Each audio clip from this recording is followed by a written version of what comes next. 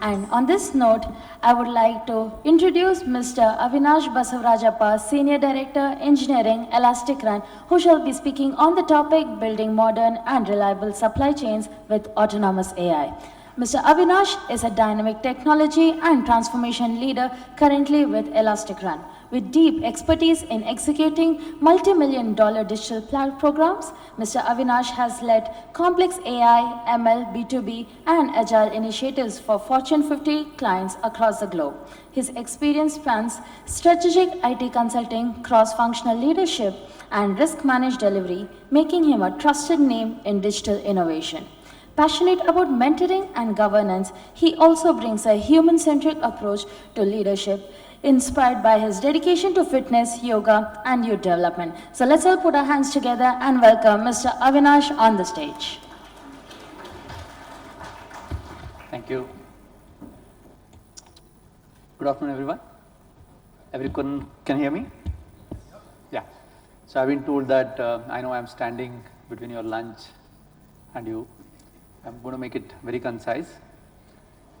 So I think the last few months or the last year, unless you are living under a rock, most of us have heard about AI more than our names, isn't it? Yeah. So I'm going to start with a quick pulse check. So how many of you believe this AI and generative AI is overhyped? I would like a raise of hands. Real use cases are still a long way to go, right? So everywhere AI, but finally it's just giving, how many? Please raise your hands. I can see few. Okay. So now next question is, how many of you believe it is underhyped? We do not even know what's going to come, but the rate of progress is going to be a lot faster than ever in the history, and everyone's job is going to change. Please raise your hands. I see some people are not raising for both, but I think this looks to be a majority. Yeah, I think only the future will tell what is the reality, but I tend to go with the latter as well, the second one. Right? So I'll probably talk about that in the end, why I believe that it's going to change more than what we anticipate. Okay. So let me start with talking about the supply chain.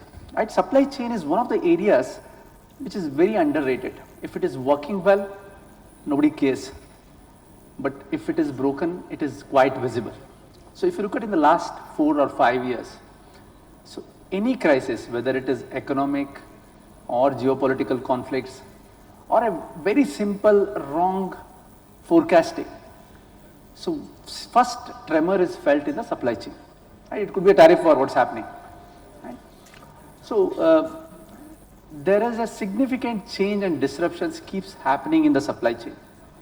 So most of the traditional forecasting and the software and technology what was built to work 95% of the time in a predictable manner.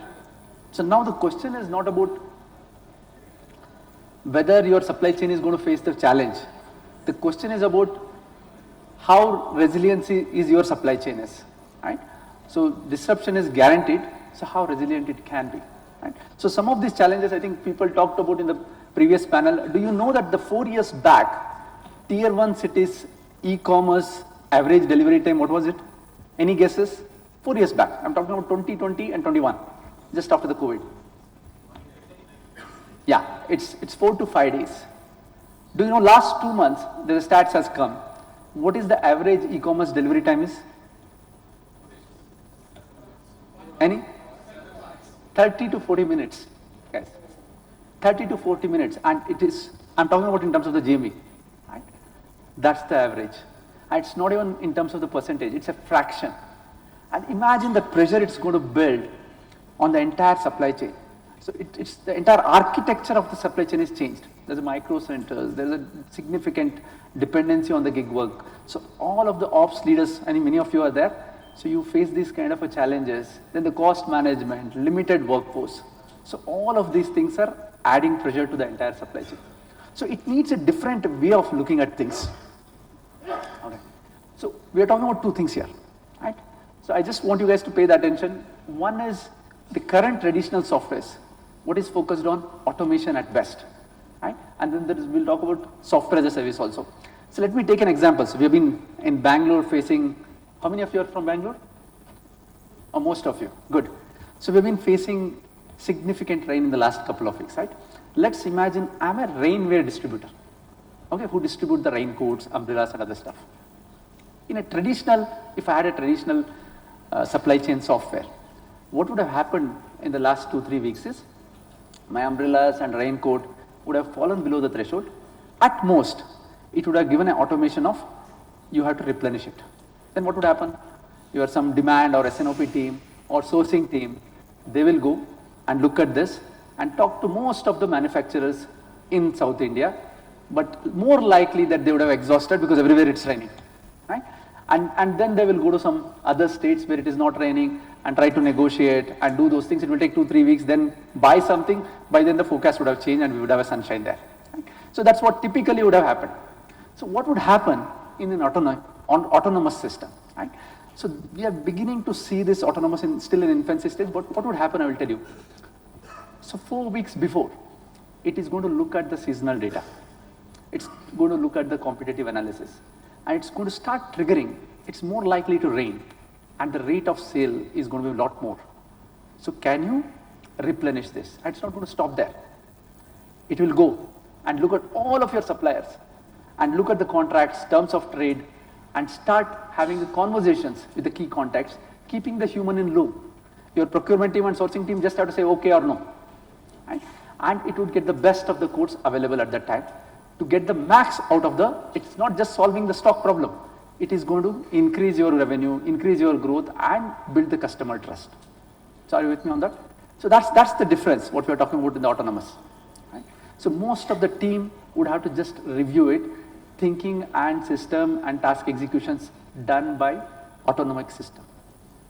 And similarly, you would keep seeing this. There's a lot of, I think, viral videos happening. Is SaaS going to be there, or how is it going to change? Right? So traditional software as a service, again, something similar, right? So you would have a warehouse systems or a procurement systems which will do its job. So what we talked about the supplier, right? So whereas in the service as a software, it is going to take away the entire service of the procurement and sourcing and make your team just review it. Right? We're still a little more away to not have human in loop, but it's going to come soon. But you have to be plugged into that. But right now we have a technology in place, platform in place, where it can do most of the talks of sourcing, right? Look at the terms of trade, look at the cost availability, where your destination warehouse is, negotiate and start the initial conversations, have a PO, get the quote, and rank them based on the supplier. All of those are currently available. So let's talk about who we are, right? So we are a proud unicorn. However, we still would like to consider ourselves as a nimble startup, right? And specially plugged into the daily and weekly updates and monthly updates happening on the technology trends, and coming back and relooking at our problems from a first principle basis and how we can solve it and add better value to it. So some of the marquee customers, investors are listed here. I think you would be familiar with this. So what do we do? Right? So we have a e-commerce platform. We have, I think, the top 3 players run on our platform, and slowly we are building a quick commerce network and supporting many of the marquee D2C brands to support them. And we also have pioneers in building a deep rural area network, logistic network. And we're talking about the villages and shops where the town of 5,000 population is almost 15 kilometers away. Very deep rural areas, right? And we're building that efficient multi-brand supply chain network and supplying the FMCG goods there. Right? So all of those things are backed by the technology. Right? So these are some of the stats. I think numbers have been there. So 5 million plus orders per day, and 100 billion plus checkpoints. And what's important is all of this is done with a 99.96% of accuracy. Right? So we are the biggest in terms of the network and the transactions what we support in India. Right. So coming back to what is in the backbone from the technology perspective, right? So this is what the technology offering provides, right? We call it as a Libera, end-to-end supply chain platform. So we have a plethora of tools. So this consists of end-to-end platform. So we're going to talk about individual plugin also. If you are interested in any of the individual problems to be solved, so we can look at those use case, and we're in the booth 1. and we can talk about it and see how we can add value and start with one of those things. But in this, what we are talking about is from sourcing to the first mile, to the demand forecasting, to fraud detection, to workforce management of gig economy. So how we can do efficiently using an autonomous and AI and generative AI, traditional AI technologies with us. Right? So that's the offering we have. So I'll quickly and briefly talk through each of this. So network control tower. So what happens, right? So if you have any of the supply chain, it includes multi-point software and platforms and products, right? From sourcing, first mile, transportation, and everything. And this is not just gives you a dashboard, this provides the insights and how we can prevent the bottlenecks and simulates those things. So it's going to help you reduce the people, especially in the central ops team, significantly. So the idea is most of these technologies, what it's going to help you do is, at least before it is becoming really autonomous, it will make you just a reviewer. All of the decision and thinking will be done by the platform. So then warehouse management systems, and we talked about this rainwear examples. So it is not just going to just give you a trigger and alert. It will look at the seasonal data, it's look at the live feeds, it will look at the domain specific. The forecasting for a electronic equipment will be very different for a forecasting for an agricultural company. So how do you differentiate if single platform has to provide? So that's going to have a local knowledge base repository and use the generative AI and RAG to identify it and give you more predictable outcome and manage and build a resilient system for this. Then transport management system. So transport is predominantly a significant cost of the logistics. So this has from bidding to vendor performance to documented check to GPS tracking, all of those are available with again AI driven insights and corrective mechanism provided. Then this is risk prevention is one of the key things, right? The risk and fraud. With so many players coming in place and the turnaround time reducing, this is what builds the trust of the manufacturer to the consumers and the distributors. So how do you manage in this flurry of things happening? So with the telemetrics data, with the live data, with the scoring data, and with the external data. Now a lot of external data is coming, right? The Zepto, ShipRockets provides where exactly, which area provides the highest RTOs and returns. So where the customers rejects. So you can integrate all of those things and provide the insights. If you're going to do this kind of a delivery with high value, who is the right person to deliver in amongst your gig workforce, and what's going to happen when it goes to the end customer? What is the chances of return rate? So to that extent, it provides you the insights. Capacity and route planning engine. I think this is more again to the, it looks at the volumetrics, it looks at the traffic, it helps you plan a medium term where you should go for a long-term contract. It also helps you plan what are the ad hoc vehicles, when it needs to be used and planned in the best possible way, what kind of a track and where it needs to be used. So the idea of all of this is to, again, deliver a more happy customers, reduce the ops cost so that you can scale it and winning the customer trust and repeatability of it. Right? So let me wrap up with the simple analogy of two things, and it's very important, right? If you guys have this takeaway to your organization, that helps. So if you have noticed, so high-end GPU infrastructure and the AI models, right? So the high-end, the latest one, they're very safeguarded by the country. Are you guys across that? So now you can't get at least the top 3 GPUs of NVIDIA anywhere exported beyond certain quantity.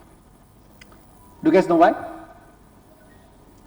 So idea is the countries believe, right? The leaderships believes, countries believes, and the analysts believe that after reaching a certain threshold of intelligence, the countries having those intelligence will grow a lot further in the economy and military power than the rest of it who are not using it. It will outpace. Okay? I'll give you another analogy. McKinsey and the futurists and other analysts have said in 2035, 40% of the top 1,000 companies do not exist today. What does it mean? Whoever is going to come, they're going to harness on this new AI technology. We're talking about 40% of the top 1,000 companies in the world. right? And that's much intelligence is going to be built in the technology now going forward, right? So what it also means is, if you're not there and leveraging this, you'll be outpaced very soon. So similarly, it applies for the supply chain. So you need to partner with any of the companies like us who are plugged in and evolving the product, not year by year, month on month, looking at, because trends is changing. I mean, you look at last 6 months from agentic to MCP to RAG, everything is evolved. Right? It just started and we are already exploring with the pilots in our company. So you need to be plugged in so you can have that intelligence to outpace. And it's going to become existential. I'll leave you with these words and thank you everyone. So if you have any questions, you can please feel free to ask.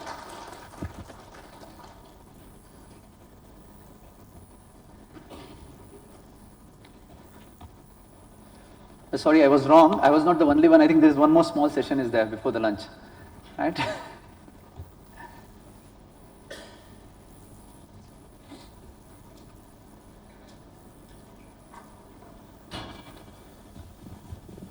Hi, my name is Vivekanand. I'm from Okla, India. I take care of supply chain. My question to you is you were mentioning some testimonials from Amazon, Flipkart and Meesho. But see, the size and the build of the company is such big that they can afford these technologies. And the larger their operations, to simplify, they have to build in because to reduce the manpower, right? But then a company like even 1/4 or the 1/3 of the company, if we could give some testimonials and how they are integrating with your technologies, how the ROI we can talk about, how the not in our terms of the it is 3 years, 4 years, or how beneficial in terms of savings cost. If we give it some testimonial letter, firms which are 1/3 or 1/4 of the Amazon would be greatly insightful. No, thanks a lot. I think absolutely right question. I think we should, we will take that as a feedback to correct that. So one is, and add some of the small customers also, not just 1/3 and 1/4. We do have this option of multi-brand fulfillment centers. So which we are building dark stores across the cities, right? We have multiple testimonials of even 10%, 5% of the Amazon size, which we are serving. So you can talk to us there and we will give you the credibility there. So my question was, I think, no, we are not seeing anybody Amazon's or Flipkart. I think we're talking about somebody who just even at a level where, a little different from Amazon. So if you could bring the aspects and the perspective of how it has been helpful, it will be, even more, insightful. See, one of the things is, sorry, which company you said you are? Okla, India. Okla. See, a couple of offerings are there. So we do have our ops leadership also there. See, one of the things is, one is having a dedicated supply chain and ops and technology supports, which is provided by ElasticRun. So other one for smaller players, so what we give is a democratized multi-brand end-to-end solutions. So you will have the warehouse, the cost and the transport cost shared across multiple brands. So you are going to get a very optimized per drop delivery rate from us. So you don't have to pay for the entire infrastructure, what we have built. So you can leverage that and encash it. So we can talk more about that. Thank you everyone. Thank you so much, Mr. Avinash, for that wonderful interactive session. Can we please hear it out for Mr. Basavarajappa? I would like to now call upon Mr. Ashish Kumar Jain, Head Supply Chain Finance, Geomart B2C, Reliance Retail, to do the honor of felicitating Mr. Avinash. Can we please hear it out for Mr. Avinash?